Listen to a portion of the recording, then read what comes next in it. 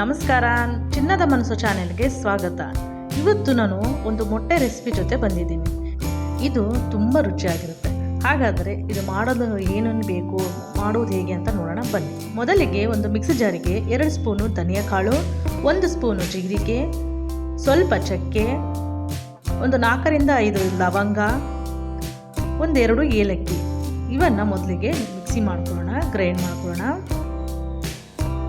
ನಂತರ ಇದಕ್ಕೆ 1.5 ಸ್ಪೂನು ಅಚ್ಚಕಾರದ ಪುಡಿಯನ್ನು ನಾನು ತೊಗೊಂಡಿದ್ದೀನಿ. ನೀವು ಕ್ವಾಂಟಿಟಿ ನೋಡಿ ತೊಗೋಬೋದು.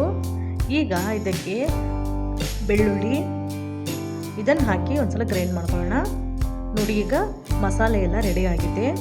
ಇದು ಬೆಳ್ಳುಳ್ಳಿ ಖಾರ ಮಸಾಲೆ. ನೋಡಿ, ಇದಕ್ಕೆ ನೀರು ಹಾಕೋ ಅವಶ್ಯಕತೆ ಇಲ್ಲ.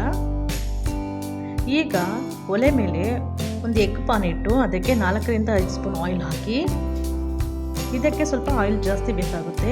ಈಗ 1 ಸ್ಪೂನು ಜೀರಿಗೆ, 1 ರಿಂದ 2 ಸ್ವಲ್ಪ ಹಸಿಮೆಣಸಿನಕಾಯಿ. ಈಗ ಇವೆರಡನ್ನು ಚೆನ್ನಾಗಿ ಫ್ರೈ ಮಾಡೋಣ. ನಂತರ ಇದಕ್ಕೆ ಈರುಳ್ಳಿಯನ್ನು ಹಾಕೋಣ. ನಾನಿಲ್ಲಿ ಮೀಡಿಯಮ್ ಸೈಜ್ 2 ಈರುಳ್ಳಿಯನ್ನು ತೊಗೊಂಡು ಸಣ್ಣಗೆ ಹಚ್ಚಿ ಹಾಕ್ಕೊಂಡಿದ್ದೀನಿ. ನೋಡಿ, ಇದನ್ನು ಸಹ ಹಸಿ ವಾಸನೆವರೆಗೂ ಚೆನ್ನಾಗಿ ಈ ಥರ ಕೈ ಆಡಿಸ್ಕೊಂತ ಚೆನ್ನಾಗಿ ಫ್ರೈ ಮಾಡಬೇಕು. ಈಗ ಇದಕ್ಕೆ ಒಂದು 4 ರಿಂದ 5 ಕರಿಬೇವನ್ನು ಹಾಕೋಣ.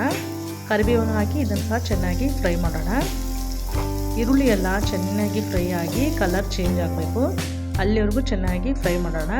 ನಂತರ ಇದಕ್ಕೆ 1 ಟೊಮೆಟೊಯನ್ನು ನಾನು ಕಟ್ ಮಾಡಿ ಹಾಕ್ಕೊಂಡಿದ್ದೀನಿ. ಚೆನ್ನಾಗಿ ಇದನ್ನು ಸಹ ಮೆತ್ತಗಾಗೋವರೆಗೂ ಚೆನ್ನಾಗಿ ಫ್ರೈ ಮಾಡ್ಕೊಳ್ಳೋಣ. ಟೊಮೆಟೊನ ನೋಡಿ ಈ ಥರ ಕೈ ಆಡಿಸ್ಕೊತ ಇರಬೇಕು.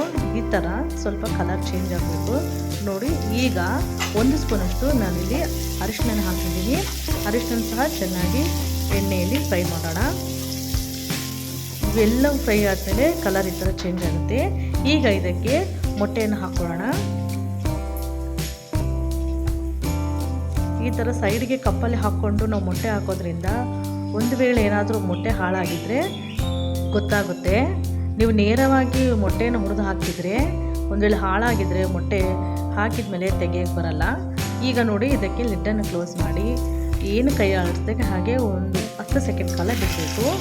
ಈಗ ಇದನ್ನು ನಿಧಾನಕ್ಕೆ ಟರ್ನ್ ಮಾಡ್ಕೋಬೇಕು. ನೋಡಿ, ಈ ಥರ ಸ್ವಲ್ಪ ತೊಗೊಂಡು ಈ ಥರ ಟರ್ನ್ ಮಾಡ್ಕೊಳ್ಳೋಣ. ಎಲ್ಲಿ ಸಹ ಚಿಕ್ಕದಾಗಿ ಪೀಸ್ಗಳ ಥರ ಕಟ್ ಮಾಡಬಾರ್ದು. ಈ ಥರ ದೊಡ್ಡ ಪೀಸ್ ಥರನೇ ಇರಬೇಕು. ನೋಡಿ, ಈ ಥರ ಎಲ್ಲ ಹಾಕಿದ ಮೇಲೆ ಈಗ ಸ್ವಲ್ಪ ಸಣ್ಣ ಪೀಸ್ ಥರ ಕಟ್ ಮಾಡ್ಕೊಳ್ಳೋಣ. ತೀರಾ ಸಣ್ಣ ಪೀಸ್ ಇದ್ರೂ ಚೆನ್ನಾಗಿರಲ್ಲ. ನೋಡಿ, ಈ ಥರ ಎಲ್ಲವೂ ದೊಡ್ಡ ಗಾತ್ರದಲ್ಲಿ ಪೀಸಲ್ಲೇ ಇರಬೇಕು. ಇದು ಚೆನ್ನಾಗಿ ಆಯಿಲಲ್ಲಿ ಫ್ರೈ ಆಗಬೇಕು. ಈಗ ಸ್ವಲ್ಪ ಇದಕ್ಕೆ ಆಯಿಲ್ ಜಾಸ್ತಿನೇ ಬೇಕು. ನಿಮ್ಗೆ ಬೇಕಿದ್ರೆ ಇನ್ನು ಸ್ವಲ್ಪ ಆಯಿಲ್ ಹಾಕ್ಕೊಳ್ಳಿ. ಈಗ ಇದನ್ನೆಲ್ಲ ಸೈಡಿಗೆ ಅಂದ್ಕೊಂಡು ಈಗ 1 ಸ್ಪೂನ್ ಆಯಿಲನ್ನು ಹಾಕ್ಕೊಳ್ಳೋಣ. ಈಗ ಆಯಿಲ್ ಹಾಕ್ಕೊಂಡು ನಾವು ಮುಂಚೆನೇ ರೆಡಿ ಮಾಡ್ಕೊಂಡಿದ್ವಲ್ಲ ಬೆಳ್ಳುಳ್ಳಿ ಖಾರ, ಇದನ್ನು ಹಾಕಿ ಆ ಆಯಿಲಲ್ಲಿ ಚೆನ್ನಾಗಿ ಫ್ರೈ ಮಾಡೋಣ. ನೋಡಿ, ಈ ಥರ ಇದನ್ನು ಸಹ ಚೆನ್ನಾಗಿ ಫ್ರೈ ಮಾಡಿದರೆ ಬೆಳ್ಳುಳ್ಳಿ ಎಲ್ಲ ಹಸಿ ವಾಸನೆ ಹೋಗಿ ಫ್ಲೇವರು ತುಂಬ ಚೆನ್ನಾಗಿರುತ್ತೆ. ನೋಡಿ, ಈಗ ಇದೆಲ್ಲ ಆಯಿಲಲ್ಲೆಲ್ಲ ಫ್ರೈ ಆಗಿದೆ. ಈಗ ಇದನ್ನು ಎರಡನ್ನೂ ಮಿಕ್ಸ್ ಮಾಡೋಣ. ನೋಡಿ, ಈ ಥರ ಈ ಖಾರ ಎಲ್ಲ ಮೊಟ್ಟೆಗೆ ಹಿಡಿಯೋವರೆಗೂ ಚೆನ್ನಾಗಿ ಮೀಡಿಯಮ್ ಫ್ಲೇಮಲ್ಲಿಟ್ಟು ಚೆನ್ನಾಗಿ ಮಿಕ್ಸ್ ಮಾಡಬೇಕು ಫ್ರೆಂಡ್ಸ್.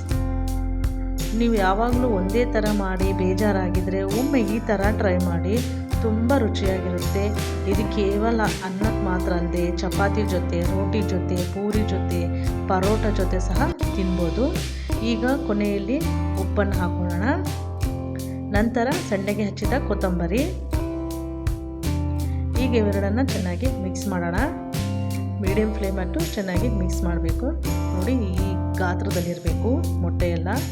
ತುಂಬ ಚಿಕ್ಕದಾಗಿ ಪೀಸ್ ಮಾಡಿಕೊಂಡ್ರೆ ಅಷ್ಟು ನಮಗೆ ರುಚಿ ಗೊತ್ತಾಗಲ್ಲ. ನೋಡಿ ಫ್ರೆಂಡ್ಸ್, ಯಾರ್ಯಾರು ನನ್ನ ಚಾನಲ್ ಸಬ್ಸ್ಕ್ರೈಬ್ ಮಾಡ್ಕೊಂಡಿಲ್ಲ ಅವರೆಲ್ಲರೂ ನನ್ನ ಚಾನಲನ್ನು ಸಬ್ಸ್ಕ್ರೈಬ್ ಮಾಡ್ಕೊಳ್ಳಿ.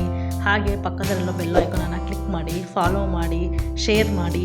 ನೀವು ಸಹ ಇದನ್ನು ಒಮ್ಮೆ ಟ್ರೈ ಮಾಡಿ ಹೇಗೆ ಬಂತು ಅಂತ ನನಗೆ ಕಾಮೆಂಟ್ ಮಾಡಿ ತಿಳಿಸಿ. ಈಗ ರೆಡಿ ಆಗಿದೆ, ಲಿಡ್ಡನ್ನು ಕ್ಲೋಸ್ ಮಾಡೋಣ. ನೀವು ನನ್ನ ಸಬ್ಸ್ಕ್ರೈಬ್ ಮಾಡ್ಕೊಳ್ಳೋದ್ರಿಂದ ನಾನು ಇನ್ನೂ ಒಳ್ಳೆ ವೀಡಿಯೋ ಮಾಡೋದಕ್ಕೆ ನನಗೆ ಸಪೋರ್ಟ್ ಮಾಡೋದಾಗುತ್ತೆ. ಅದಕ್ಕೆ ನನಗೆ ನನ್ನ ಚಾನಲ್ಗೆ ಬೆಂಬಲ ಕೊಡಿ. ಎಲ್ಲರೂ ನನ್ನ ಚಾನಲನ್ನು ಸಬ್ಸ್ಕ್ರೈಬ್ ಮಾಡ್ಕೊಳ್ಳಿ. ಈಗ ಮೊಟ್ಟೆ ಪಲ್ಯ ರೆಡಿ ಆಗಿದೆ. ಇದು ಅನ್ನದ ಜೊತೆ ತಿಂದ್ರಂತೂ ತುಂಬಾ ರುಚಿಯಾಗಿರುತ್ತೆ. ನೀವು ಸಹ ಮನೆಯಲ್ಲಿ ಒಮ್ಮೆ ಟ್ರೈ ಮಾಡಿ. ಮತ್ತೆ ಮುಂದಿನ ವಿಡಿಯೋದಲ್ಲಿ ಸಿಗೋಣ.